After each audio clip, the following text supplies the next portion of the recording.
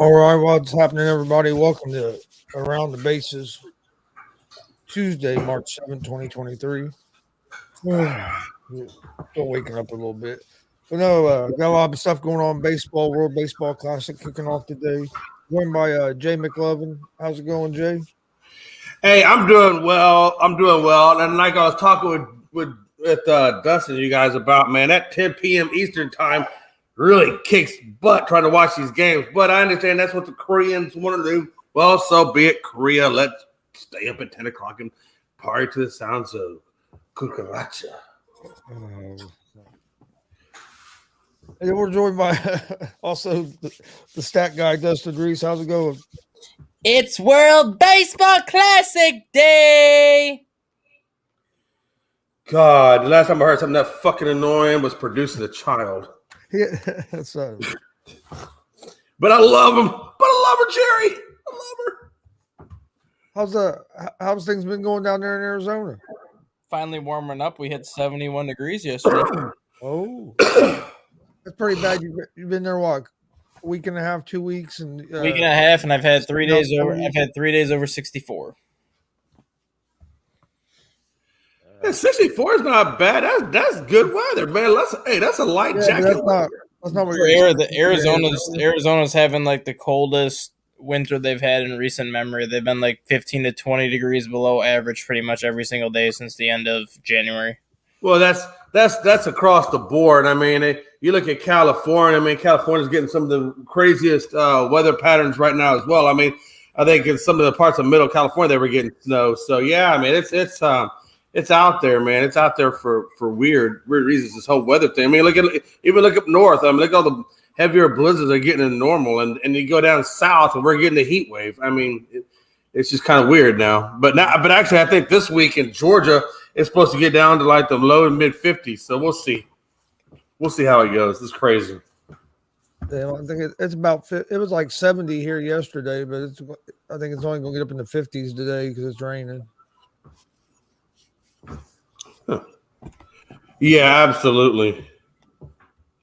But should be good for baseball. Hey, at least when you're out there and at least you're not sweating or dealing with mosquitoes. So I mean, I'll take 64 at a baseball game. Not a bad deal. Not a bad deal at all. Not too bad, especially depending on I don't know how depending on the wind. The wind, if you get a big wind, it can make it a little cool. Yeah, yesterday the wind was like 30. But I gotta say something real quick, guys. I seen this earlier this morning, and it made me laugh so hard. Remember last night, and this is not baseball related, so I'm not gonna take a lot of time, but it made me laugh so damn hard. I gotta talk about it real quick. So the Memphis Grizzlies had that members only meeting, and quote unquote, they want better discipline on road games. I guess they're saying, yo, guys, please leave your firearms at home and don't post on Instagram. Thank you. That is all. Oh man. What a time to be alive. But back to baseball. Well, I got the World Baseball Classic kicking off today. I've had some players have to back out a little bit because of injuries. Do you think we're going to see more of that because these players are just trying to get ramped up, maybe a little quicker than a normal season? I think you might see that more on the American side than the international side, just because the international side has so many leagues that they have and they play a lot longer because you have the Venezuelan Winter League, you have the Dominican Winter League, you have the Puerto Rican Winter League, there's a Mexican Winter League. There's so many winter leagues now in like Latin America that these players are essentially playing 12 months out of the year. We're pretty much the only country, and obviously the European countries, that don't play baseball 12 months out of the year. So if anyone's going to get hurt, it's probably going to be us just because we have that 3 months off. Yeah, that makes sense. Yeah, I mean, if you look at it, I guess, from a conditioning perspective, like you said earlier, the other teams that are playing year round, they pretty much stay in that same, I guess, condition all year, whereas, the U.S. does take breaks, and we do have, I guess, our time off. But I don't know, Dustin, at the same time, playing baseball too much can also lead to injuries as well, because you're overplaying yourself. So I don't know, man. I don't know if that's 100% accurate. I mean, I understand where you're going with that, but but I know they have their issues as well, injury wise.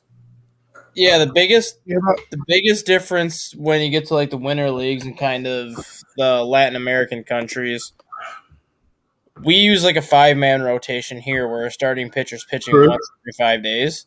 Yeah. They're going with 8-man rotations. So you're literally pitching once a week. So you're technically getting extended breaks in between your starts down there because they have more players instead of a 26-man roster. I think they have a 35-man roster. Like they have extra players, so these players are essentially getting more days off, more time off to stay fresh, to stay conditioned, but yet still getting the time off that they need.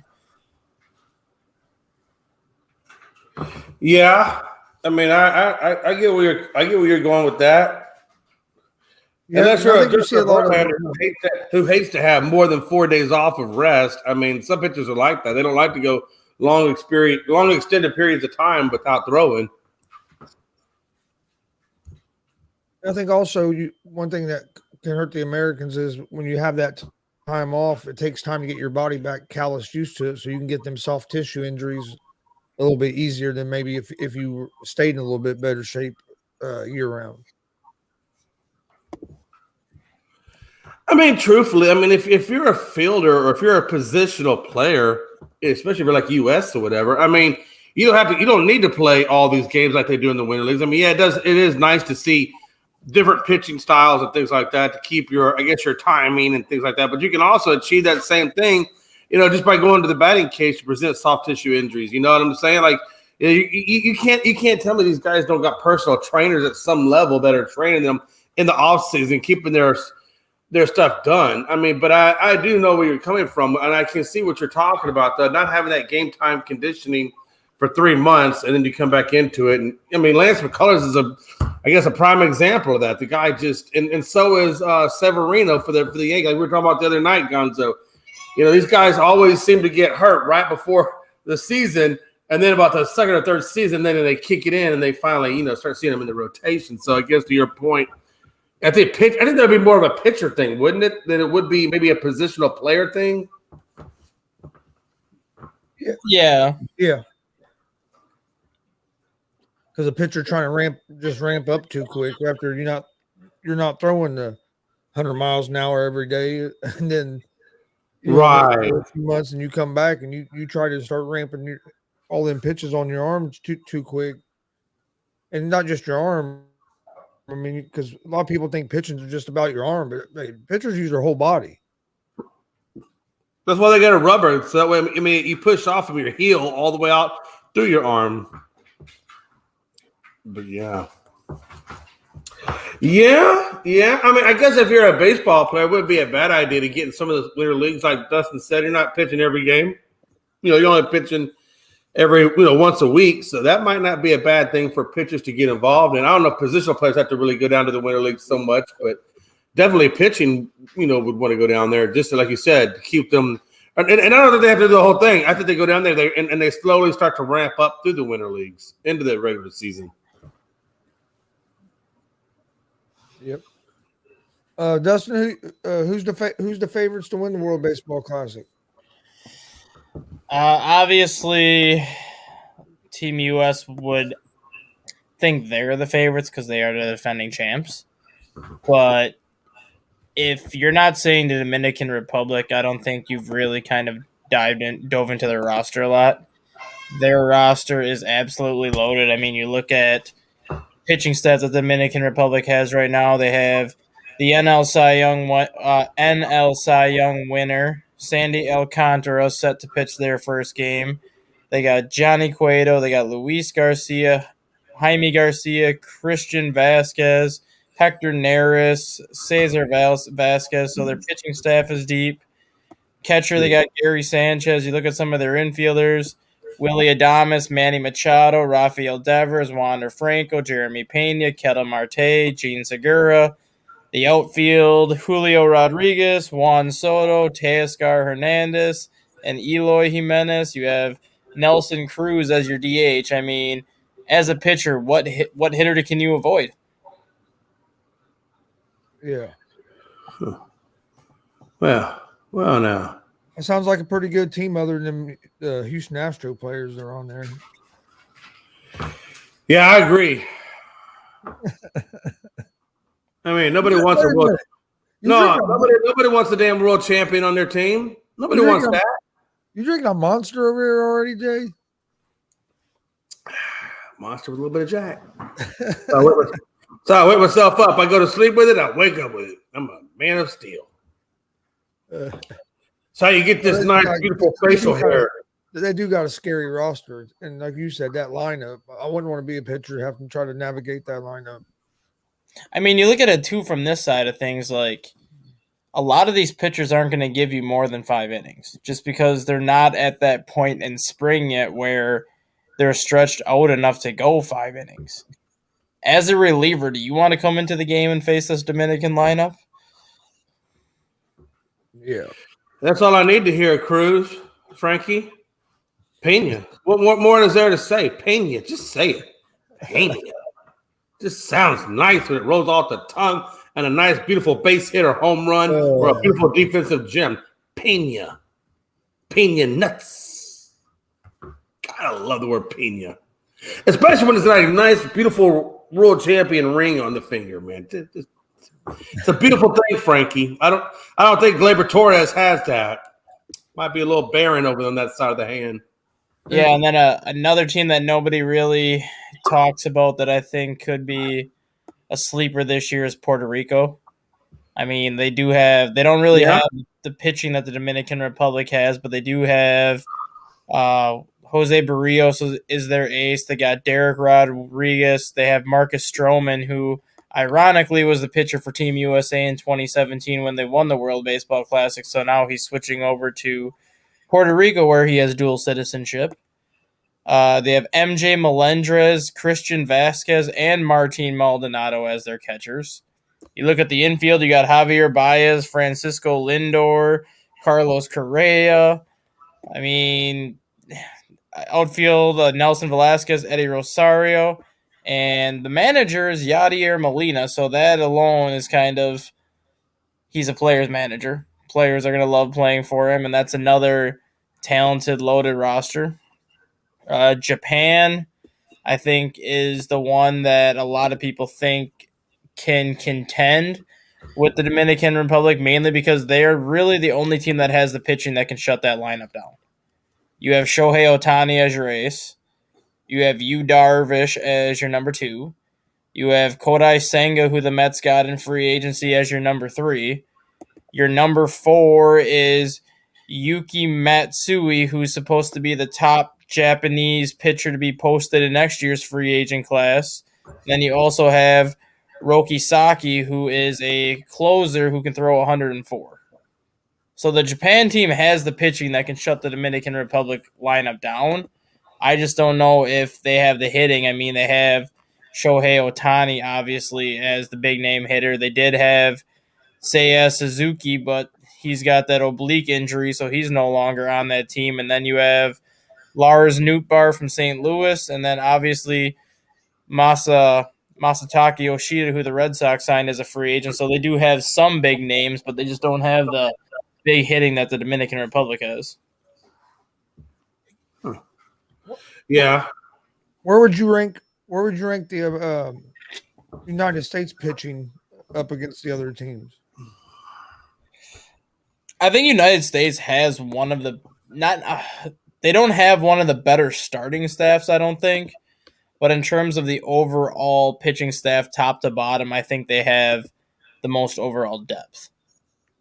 They can go with like a lot of different options. I mean, your starting pitchers are Kendall Graveman, who has really come on the last couple of years. You have Kyle Freeland, Merrill Kelly, Lance Lynn, Miles Michaelis as your starting pitchers, and then Adam Wainwright as well. So you have a mix of veterans, you have a mix of young guys, you have a mix of Jesus Christ, Adam Wainwright. That dude been pitching since Jesus was on earth. Are we kidding each other? Hey, and he's still tough as hell. Oh.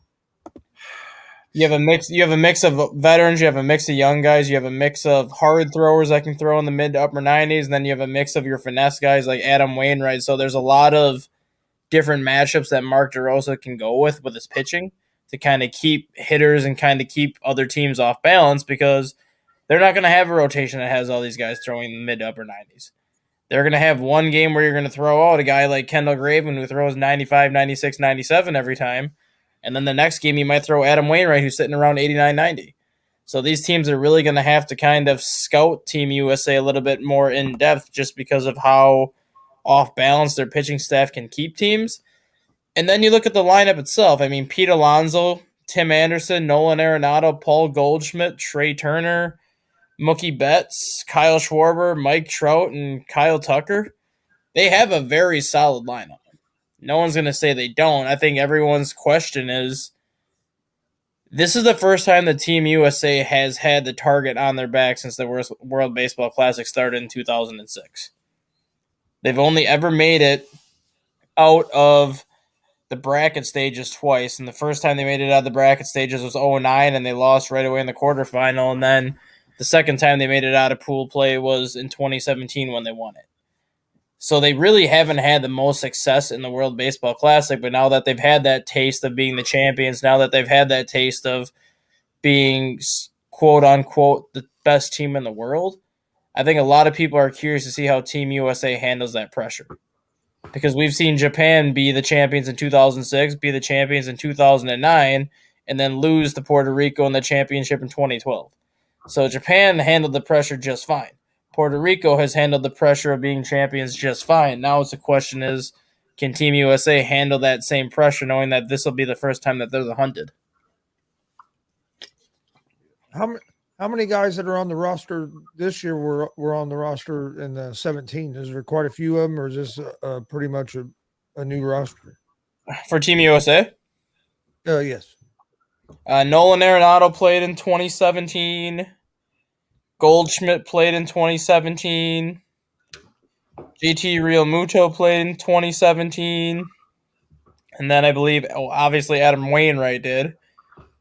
I think Adam Wainwright is the only pitcher on this year's staff that was on that 2017 roster. Because yeah. How old is Adam Wainwright? He's got to be what, 39? 39 going on 40. So him and Verlander are about the same age. Because you look at who was on that Team USA pitching staff in 2017. Like I said, Marcus Stroman was the ace, so now he's in Puerto Rico. Drew Smiley was the number 2 back in 2017. Adam Wainwright, I think, was the number 3. I believe Zach Greinke was on that staff. I believe Verlander was on that staff. So, I mean, there's a lot of guys that were on that staff, but Wainwright's the only one that came back. And I think the main reason why he came back is because of Yachty. Yachty being the manager, and Yachty him and Yachty just seem tied together. Whatever Yachty does, it seems like he's always going to be tied to Wainwright. Yeah. I never bet against Wainwright. Every time I've bet against him, he's always kicked my fucking ass. I'd have parlays that would come down to the Cardinals game, and I'd pick the other team, and Wainwright be on the mound, and he'd always. So I never bet against Wainwright anymore. Huh. Yeah, and if you look at the world rankings for the baseball right now, you have Japan sitting at number 1. You have Chinese Taipei sitting at number 2, and Team USA is number 3. And then Dominican, I believe, is 7 or 8. So, I mean, Dominican isn't as highly ranked as you would think they are, but they do have the most talent. They do have the team that can do the most damage. And the scary part about it is they had Vladimir Guerrero Jr. on that team until he pulled out. So that would have been another bat that you'd have had to contend with in the middle of that lineup. Is the Chinese Taipei in the World Baseball Classic? Yeah, they start their first game is, I believe, the 5 a.m. game on Wednesday, because today it's Cuba and the Netherlands today to kick off the World Baseball Classic. And then it is Chinese Taipei and Panama tomorrow. If they're second, why is not more people talking about them as a threat to win it? Because they're always going to be one of those teams that either takes first or second in pool play. They're always going to be one of those teams that advances to the quarterfinals. They're always going to be one of those teams that is always in the running to be in the championship, but they always have to go through Japan or they always have to go through Korea to get that. And that's kind of what their Achilles heel has been. They've never finished less than the quarterfinal. And I believe they made 3 semifinals in the 5 World Baseball Classics, but then they end up running into Korea or Japan, and that's kind of been the teams that they have not been able to overcome. Was Vladimir Guerrero, was he born in the U.S. or was he born in Dominican Republic? Vlad Guerrero Jr.? Yeah. He was born in the U.S. So how the hell would he be able to play? The only team he'd be able to play for, because he doesn't have dual citizenship, right? Yeah, he's got dual citizenship because his dad and his mom were born in the Dominican Republic, so he's got dual citizenship. I never trust anybody who has dual citizenship. No, seriously, I don't trust those fuckers one bit. Look, in the military, if you have dual citizenship, you can't get a security clearance. Why do you think that is? I don't trust anybody who serves 2 countries. If you don't, you gotta make a decision who you're gonna be loyal to. I don't trust anybody with dual citizenship. Fuckers. Okay. Tell us how you really feel there, Jay. Oh, it's true. Look, you better make your mind up. There's a reason why we don't give security clearances to military members who have dual citizenship. There's a reason. Yeah, if you guys are waiting until Team USA plays, you have to wait until Saturday. I was gonna say, yeah, they don't play on Saturday. Yes. And who do we play on Saturday? Who do we get first? Team USA will get Great Britain first. Let me pull up their roster to see. And they're playing here in the U.S., correct? Or they're playing it at Phoenix.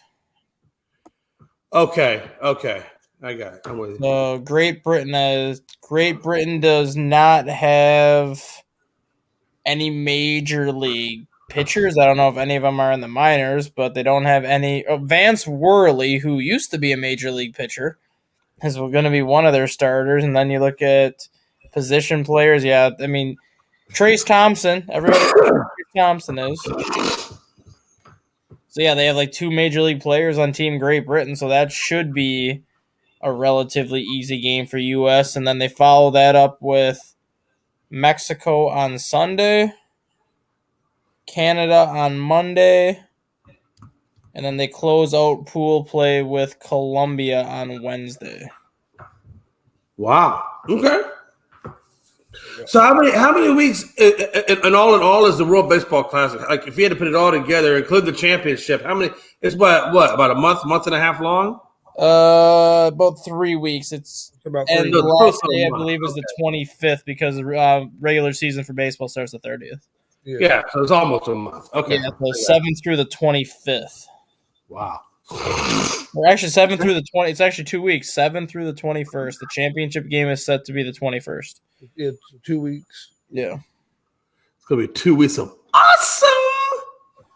Yeah, I'll watch some tonight. I'll watch quite a bit of it. Anyway, then I'll watch Saturday. Well, what time does U.S. play on Saturday? Do you know? Yeah. 1 second. U.S. will play at 8:00 at night on Saturday. I get to watch a little bit of it on my way home. Yeah, so they play 8:00 at night on Saturday. Then they play 9:00 at night on Sunday. I'll be able to watch Sunday. Saturday, have a wrestling show at 9:00 at night on Monday. So it's 8 or 9 o'clock for Team US every single game they play. Well, that's not bad. 8:00 at night. Well, they're on Phoenix time, so it's 6 o'clock Phoenix time at that point. Yeah, it's probably gonna be 9 o'clock Eastern. Yeah. Which is still time games. I hate night games. I'd rather have if you're gonna give me a Saturday game, give me like around a 5 or 6, man. Come on, let's go. God, I hate those late games. Depends on what time of the year it is. If it's like late July, early August, I like going to the night games because it's not near as hot. No, June, July, I can understand that. But damn, we're in March. Give me some hey, give me some 6 o'clock games. Shit, I'll be good. Yeah, Yeah, dead of summer, the night games are nice. Oh no, I understand what you're saying. The only downside to Georgia is if you try to have sometimes when you have the night games, depending on the temperature, man, you get them sand gnats that come out at night. And I'll tell you, man, I thought mosquitoes were bad. Sand gnats are the devil of the earth, man. I'm telling you. That's like the worst damn thing I've ever seen in my life, man. Freaking gnats. Or Dustin, are the teams down there starting to get more used to these new rules?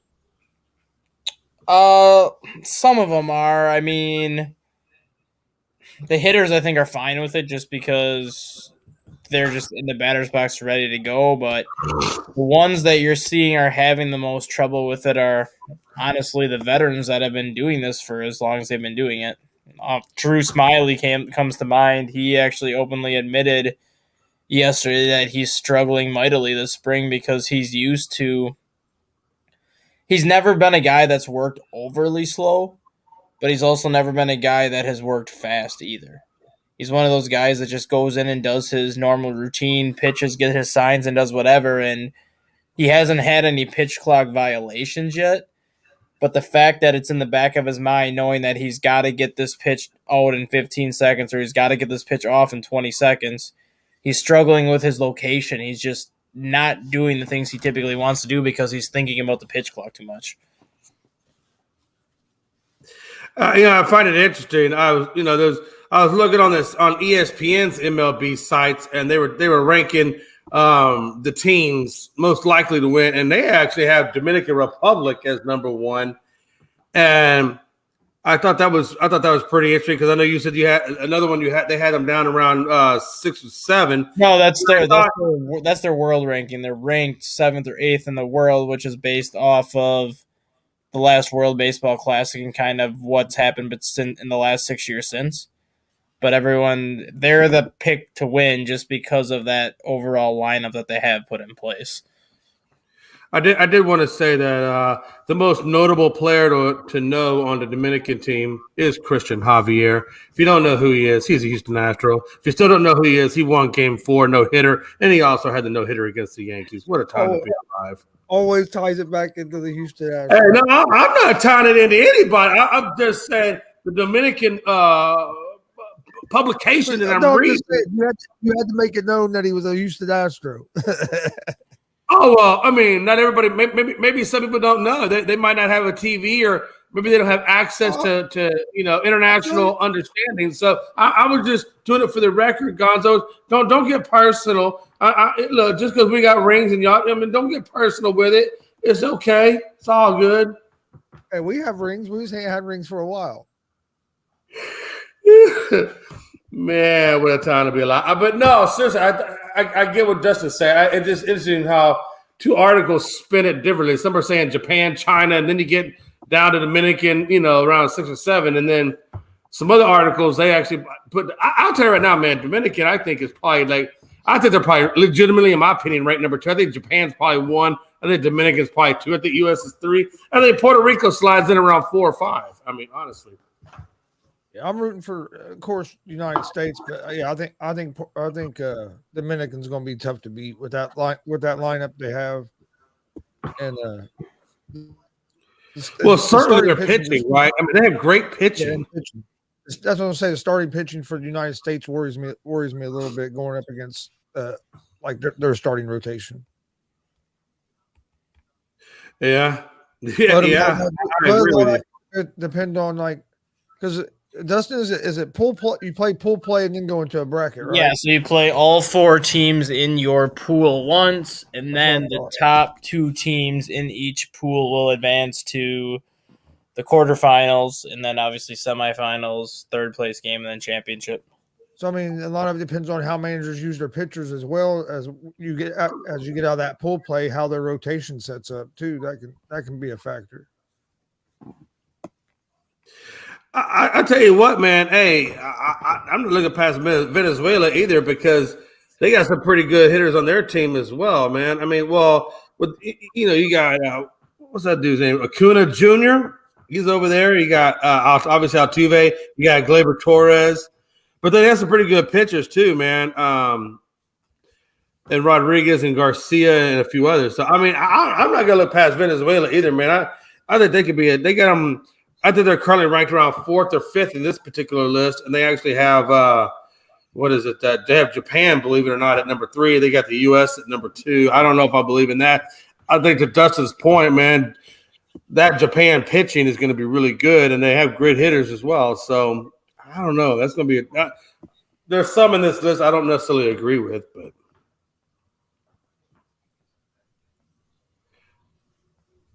Yeah. Puerto Rico's at 5, Korea's at 6. Wow. Okay. I thought Cuba would be higher. They got Cuba ranked number 8, and they got Mexico ranked 7. Yeah, the problem with Cuba is every one of their big international names, whether it's a hitter, whether it's a pitcher, has pretty much said they're not going to do this. I mean, Wow. you look at the outfield. You have Luis Robert from the White Sox, who's obviously the biggest name there. But then your second biggest name in the outfield is a 38-year-old Yoenis Cespedes. Huh. And like the rest of their highly regarded outfielders have decided to not do it because they're just getting ready for the international signing period when that begins. And then the same thing with the infield. You have guys like Yoan Moncada at third base.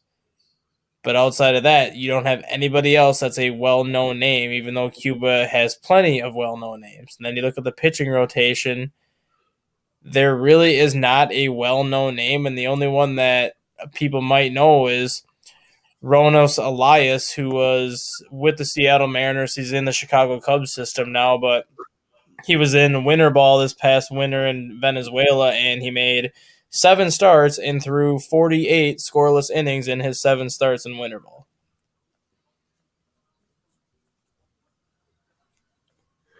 Wow. That man, I didn't realize Israel is in the baseball classic.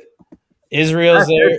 Israel's there. Italy is there. I mean, I get Italy and I get the European teams. So I'm just saying, but Israel's kind of more getting closer to the Middle East area. I just didn't even realize that baseball was even a thing in Israel. Well, I mean, it's really not, because it's a lot of dual citizenship players or players that have Israeli descent, because the Israeli roster has 27 of their 30 players are born in the United States.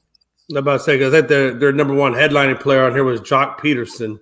Yeah, Jock Peterson is their number one headline player. You have Alex Dickerson in the outfield, and then you have Ian Kinsler as the manager. You have Brad Osmus as the bench coach. For Israeli? Yep. Wow. Kevin Youkilis is the hitting coach.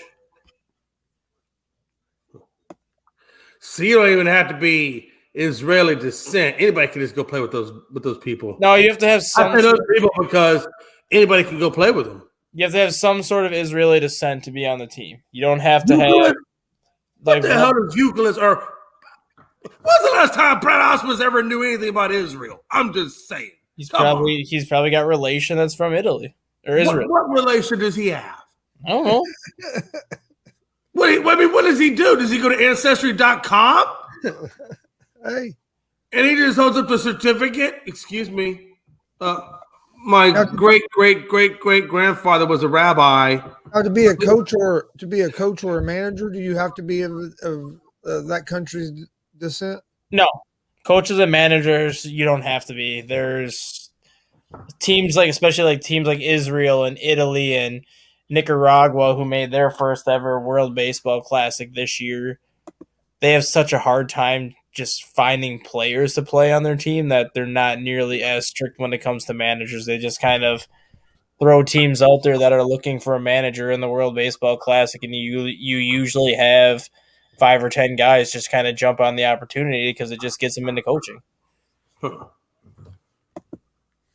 That's it. That's interesting to me. So coaching, you don't necessarily have to have that country's – you don't have to be a member of that country, but the players would need to have some sort of relation to that country in order to play. Is that what we're saying? Yeah. Okay. All right. Interesting.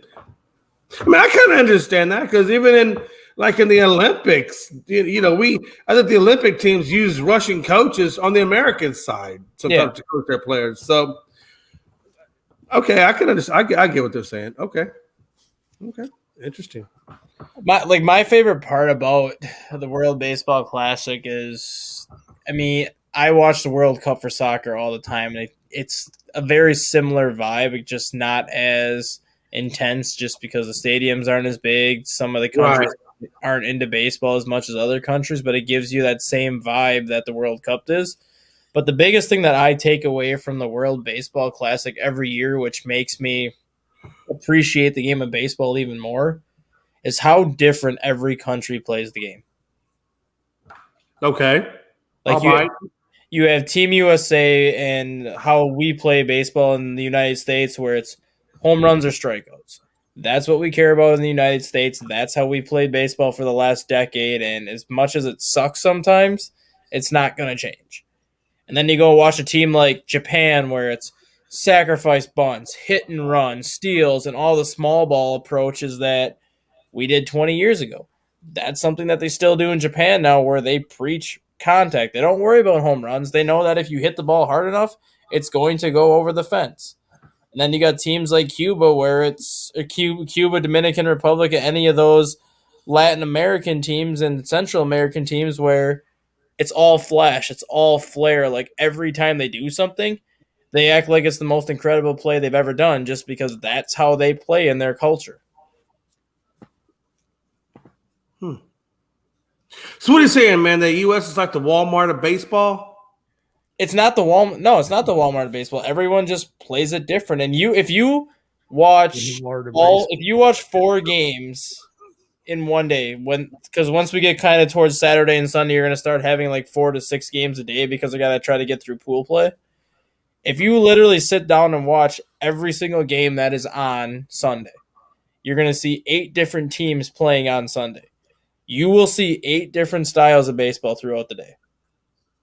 Yeah, I can understand that. Yeah. Because these countries might have their own type of philosophies or ways of everything is culturally based, right? You think about Japan or Asia, I think of more technically driven companies or people. It's a very technical society where, like you said, America, we just want to hit the damn ball over the fence. We don't care how technical you make it, right? And if you think about it, but it didn't used to be that way, though. America used to be built on the sacrifice bunt, the squeeze play, all that. And we don't do, like you said, the last time I seen a really good bunter was when Michael Bourne played. And if you think about it, you see the same thing in even like in Little League Baseball when they get to the World Series and have the international teams, United States teams, watching them games, you see different styles of play from each country. So it makes sense that you see that even probably at a higher level in the World Baseball Classic. I will say this, though. I will say this about Japanese baseball, and I can say it because I've experienced it. Oh, God, it's boring. Seriously, no offense, Japan, no offense, but your games are boring as hell. Like, what I mean by boring is like the fans, the interaction, all of it, just boring. Like you don't get the bravado in the stands. You get these dudes, and they got them little clappers, but then when the clapper's over with, it's a big deal.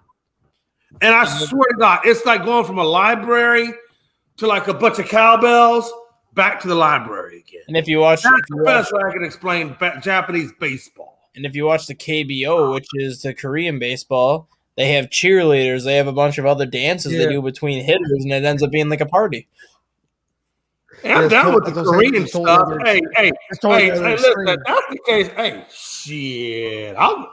I've never been to a Korean baseball game, so I can't speak on Korea. But if that's the case, I've never been live. I've watched a lot of the KBO on TV, especially during the pandemic. Yeah. Them fans are a whole different extreme. Man, I remember at the time I was dating this young Russian girl, and we decided to go see the Chibalote. I don't remember what Chibalote's mascot was. It was something, but it was Chibalote versus some other team, and we were on the Chibalote side, and I think the dude hit a home, or no, he hit it, but and then the guy dropped the ball from Chibalote, And I was like, you son of a bitch, you biscuit butter eating bastard. And everybody's like, oh my God, who's this white crazy son of a bitch? And then my at the time the girl I was seeing, she's like, Jason, you got to sit down. You're too loud. You got to sit down. Here's your little clappers. Use your clappers. And I'm like, motherfucker, I don't want you little damn clapper. It's like Clark Griswold meets Japanese baseball. It was amazing. Good times. Yeah, I've never been to a Japanese game live. It's just, oh my God, it's just, I think that's what it is. I think when we go to like an American baseball game, it's just more lively, right? It's more energetic. It's more whatever. That's because Japan. But our cultures are different. It's Japan treats baseball like a form of art. It's not a form of sport to them. It's a form of art because that is what their nation's sport is. They don't have all the options that we have. They don't have. I agree. They don't have like hockey. They don't have like basketball as well known as we have. They have soccer, but that's about it. They don't have football. Baseball's like their sport. They treat it like a form of art, so they do pay attention to it. They pay attention to all the little details. They don't get as into it as you would think just because they're actually paying attention to what's going on. They're actually but it goes more than just how the actual players and coaches, play the game. I'm talking about the crowd, just the average guy there to see a baseball game. Like they don't have that. I don't know. It's just, and again, it's a cultural thing, right? I mean, the Japanese culture, they are a very quiet, non-boisterous type of people. Whereas Americans, we're just, we're out there. We're all over the damn place. And I like that. I'd rather be that way than, like I said, I don't want to go to a library. I don't want to have little sticks and then go back to being in the library again. To me, that's not fun. That's not exciting. But again, the cultures, it's a cultural. The cultures are just, we're just different from them. We really are.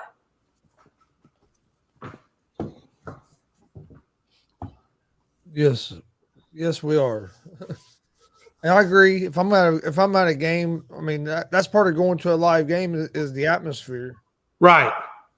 Yeah, and that's why I look. It's all about atmosphere, man. For me, God, I could just see Frankie Cruz Jr. at a Japanese baseball game. He'd probably get kicked out. I'd probably be right there with him. Oh yeah, and like how you were just saying, like the fans and everything, how they got to get more into it. But another thing that fans really start to appreciate for this, as opposed to a lot of other things, right? This is an audition for a lot of players.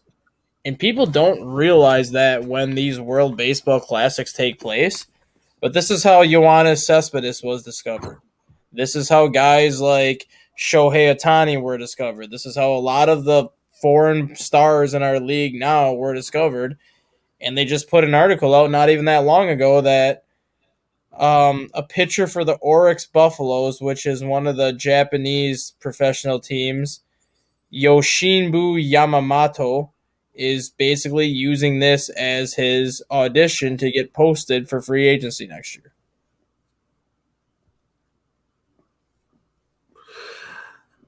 I especially with there not being getting ready to start being an international draft, but with there not being an international draft before, I could see the World Baseball Classic being the international draft takes effect next January. So a lot of these players now, instead of waiting until they need to wait to get posted, a lot of these players now are going to use this World Baseball Classic as their audition heading into that international draft next year. They're going to go out there and show these teams what they can do, and that's going to kind of help set the stage for when they have that international draft, because I believe the international draft is going to be 5 rounds, I believe. And so that's 150 players that are going to get drafted from whether it's the Dominican Republic, whether it's from Cuba, whether it's from Korea or Japan or wherever they come from. That's 150 international players that may not have been drafted or may not have been signed to a major league contract if they didn't have this event going on. And then even after they start this international draft, guys that don't get drafted, the World Baseball Classic can still be a showcase for them to try. Oh, absolutely. Yeah. And that's Yeah, that's the main reason why I think this should take place more than every 4 years. I'm not saying have it every year, but every 2 years, in my opinion, is when this event should take place, just because it is a showcase for the international market to make a name for themselves so they can make a name for themselves stateside. That is their time to showcase what they can do against American talent, and that is their opportunity to be like, we can play in your league if you give us a chance. Switching over real quick to MLB, did y'all see where Justin Turner got hit in the face with that baseball and he had to get like 16 stitches in his face? I just seen a picture of it, man. I was like, I'm really surprised that he didn't have a concussion or a broke skull or something. I mean, getting hit by a damn pitch in the face, geez Louise, man, damn. And it's really something I'm kind of surprised you don't see more of, because especially with as hard as these pitchers are throwing now, and with the league keep changing baseballs, so then it's hard to get used to a grip, and with pitchers not using sticky stuff anymore to help with their grip.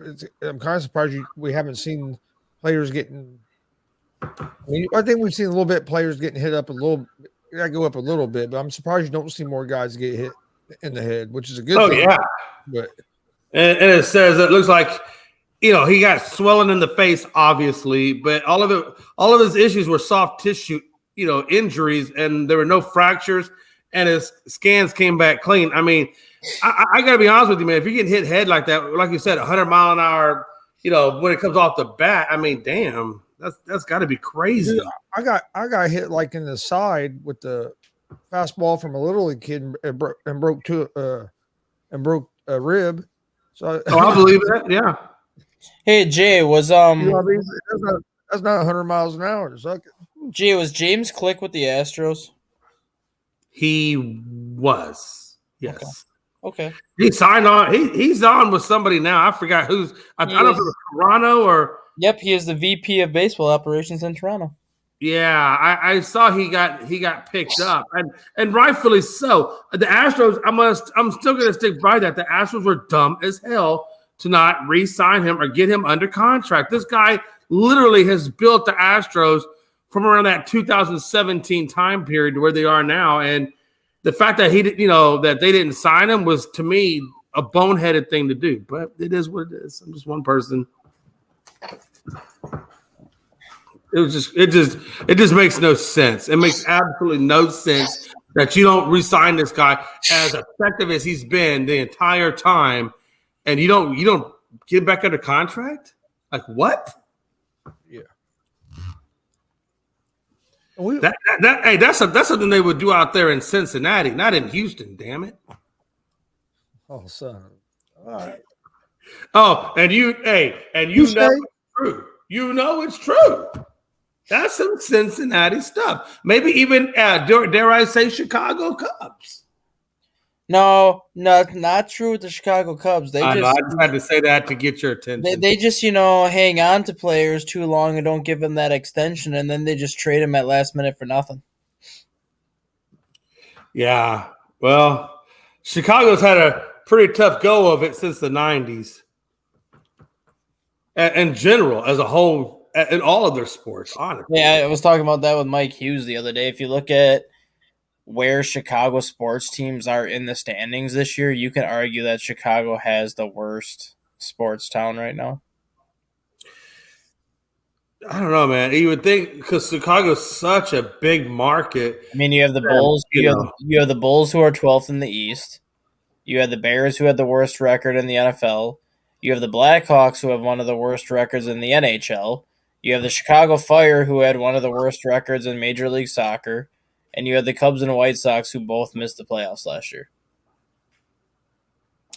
Yeah, like when I look at Chicago, for me, is like that redheaded stepchild of Los Angeles and New York. You got Los Angeles, New York. Those are your primes, East Coast, West Coast. And then you got the middle of the foreground there with Chicago. And they're just like the stepchild of those two bigger empires.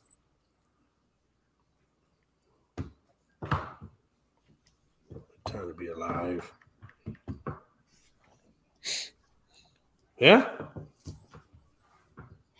And then you got Quintana. That's another thing. You got Quintana sideline right now with a rib injury. You got DeGrom out there in Texas with left side soreness. You know, again, to Gonzo's point, man, like, you know, these guys are getting these soft issues now, and we haven't even started the season.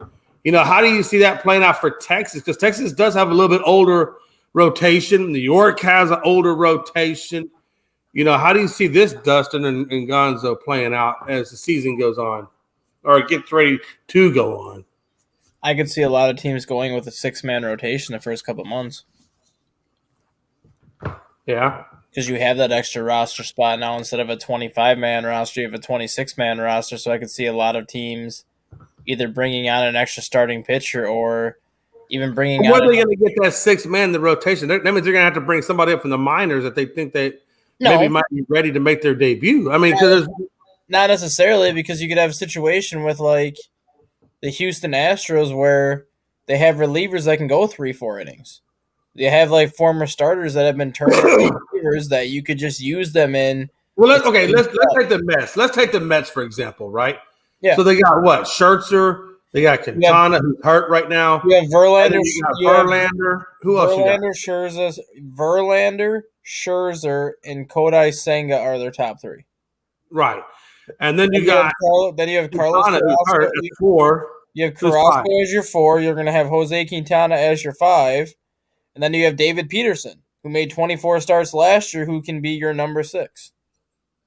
Yeah. Yeah.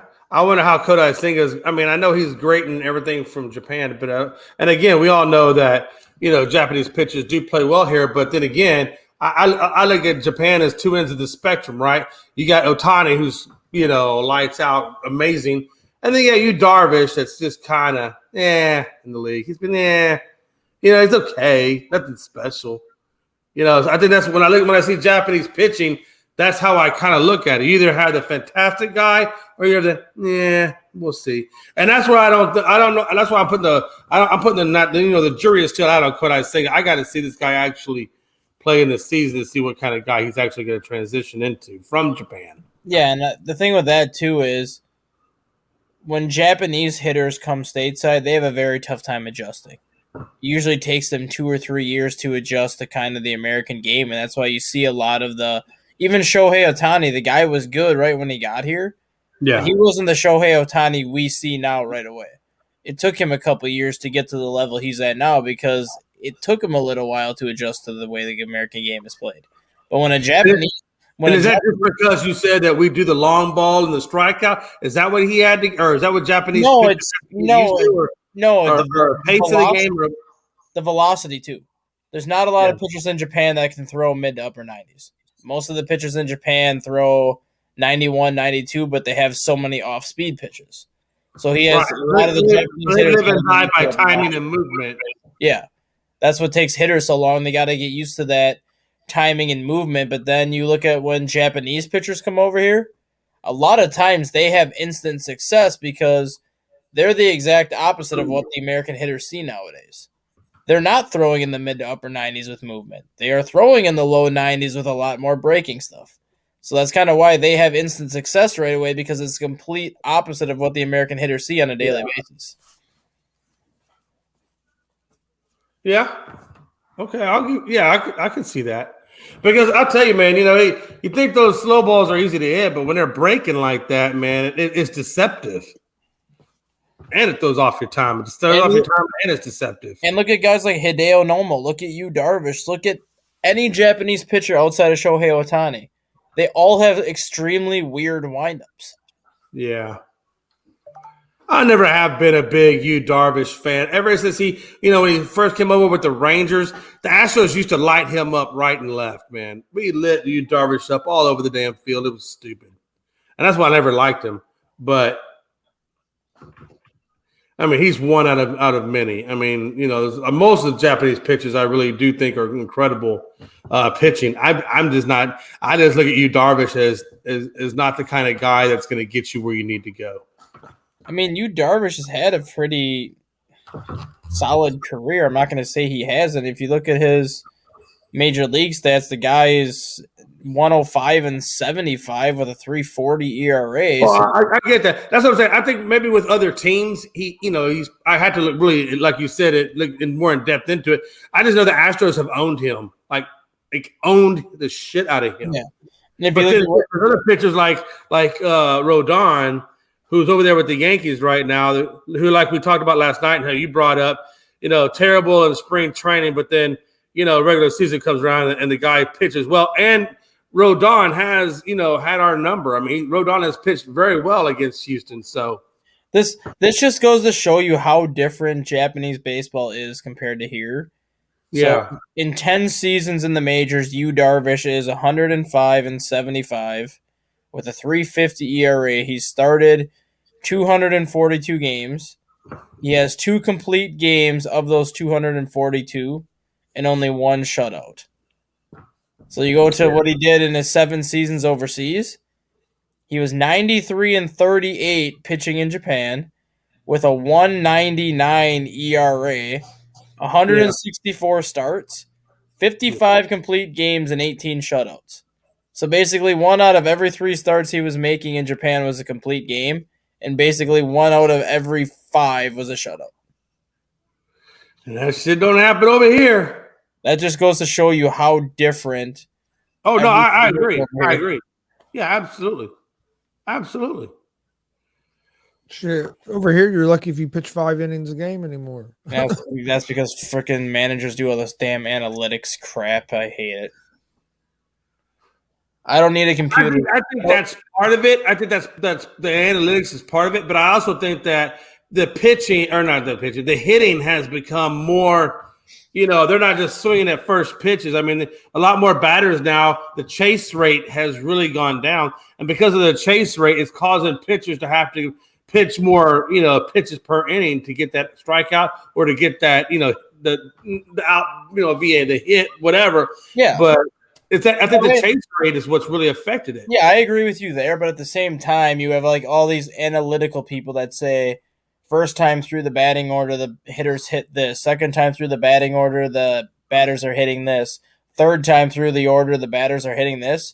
I don't need a damn computer to tell me that my pitcher's entering the third time through the batting order, and the first 2 times through he's allowed 1 hit and struck out 10. I don't need a computer to tell me that my pitcher's still fine to leave out there. Dustin, you need a computer to tell you when to go to the bathroom in the morning. Be quiet. I do not need a computer for that.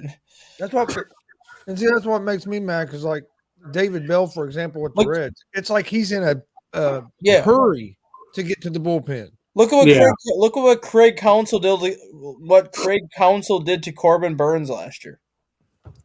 Corbin Burns had a no-hitter through 7 innings at 81 pitches, and Craig Counsell pulled him out of the game because the team he was facing was coming up to bat for the 3rd time. I don't need a damn computer to tell me that my pitcher's dominating a team with 81 pitches through 7 innings and a no-hitter. Well, there's certain things analytics can't give you, and that's the feel of the game, too. Like, you'll know, if your pitcher's laboring, not laboring, things like that. So, analytics should be a tool, but it shouldn't be the end-all, be-all for basing when, you take them out or not take them out, solely and specifically because of that. I think you have to weigh the analytics along with the feel of the game, and then you make your decision. And I think, to your point, Dustin, they're not doing that they're going super heavy on analytics and less on the feel of the game. There's teams that literally pay a guy $400,000 a year to just give them analytical information.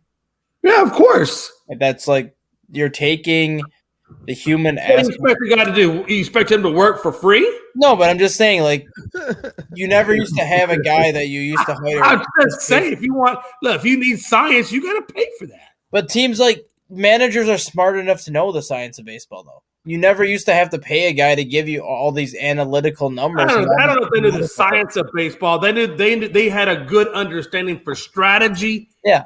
And feel of the game, right? I mean, that is completely look at their players taken away, and that's been completely taken away because of analytics.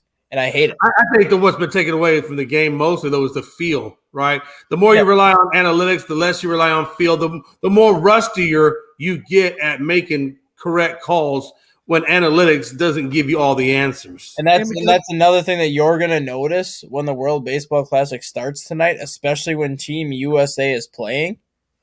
You're going to notice how much earlier Mark DeRosa is taking his pitchers out of the game because analytics tell you to. You're going to notice how much sooner Mark DeRosa is taking a hitter out for a pinch hitter or switching a fielder out for a defensive sub because analytics tell you to. And then you watch a team like Japan or you watch a team like Dominican Republic, they don't follow the analytical protocol. They go based off of the feel of the game. If their pitcher is giving up one hit through 7 innings, that pitcher's not coming out until he starts to show signs of getting tired. If you have a player that is a defensive liability, if he's 3 for 3 with 2 homers and 6 RBIs, you're not taking him out of the game. True.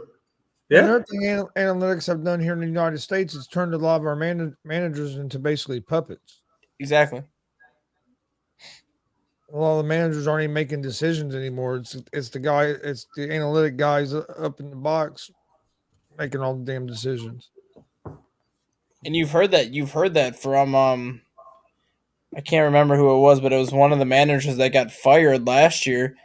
He even said by the time he got fired, it was more of a relief as opposed to being upset because he felt that he couldn't even manage his team anymore because analytics has become such an important and such a preached product of this game that a lot of managers feel they don't even have control over their team anymore because their input doesn't matter.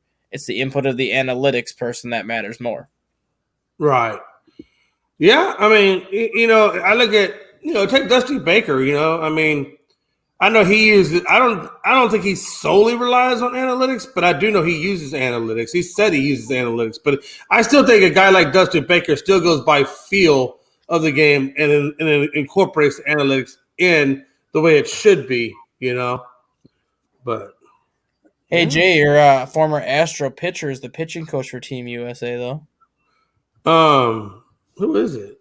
I didn't even look at that. Andy Pettit. Oh, Andy Pettit is. Yep. Wow. Andy Pettit, he's from Deer Park. I think Andy Pettit grew up probably about 5 or maybe 10 minutes away from where I grew up. He was right there. Right. I remember when he's playing baseball at the high school.